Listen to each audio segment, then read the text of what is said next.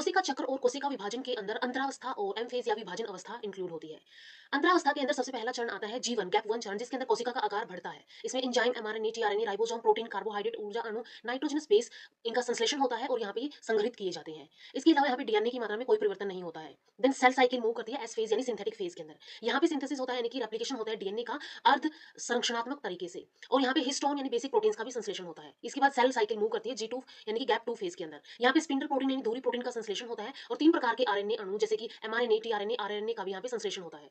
और यहाँ पे कोशिकांग जैसे कि माइटोकॉन्ड्रिया, प्लास्टिड, सेंट्रियोल्स यानी कि तार केंद्र का भी डुप्लीकेशन यहाँ पे देखने को मिलता है। इसके बाद सेल साइकिल एंटर करेगी एम फेज यानी विभाजन अवस्था के अंदर। यहाँ पे सबसे फर्स्ट प्रोफेज आती है जिसके अंदर गुणसूत्र संघनित होते हैं और नाभिकीय झिल्ली टूट जाती है। सेंट्रोसोम प्रतिकृति यानी कि डुप्लीकेट होते हैं यहाँ पे। देन सेल साइकिल एंटर करेगी मेटाफेज के अंदर। यहाँ पे गुणसूत्र मेटाफेज प्लेट पर संरेखित हो जाते हैं, अलाइन हो जाते हैं। देन यहाँ पे एनाफेज आएगी यानी कि इसके अंदर सिस्टर क्रोमेटिड्स अलग हो जाते हैं और ये विपरीत ध्रुवों के ऊपर पोज के ऊपर चले जाते हैं। एंड फाइनली टेलोफेज, जिसके अंदर गुणसूत्र विपरीत ध्रुवों पर पहुंच जाते हैं और यहाँ पे ये डिकंडेंस होना यानी विघटित होना स्टार्ट कर देते हैं। इसके बाद फाइनली यहाँ पे साइटोकाइनेसिस होगी जिसके अंदर कोशिका का कोशिका द्रव्य दो संतति कोशिकाओं के अंदर विभाजित हो जाता है।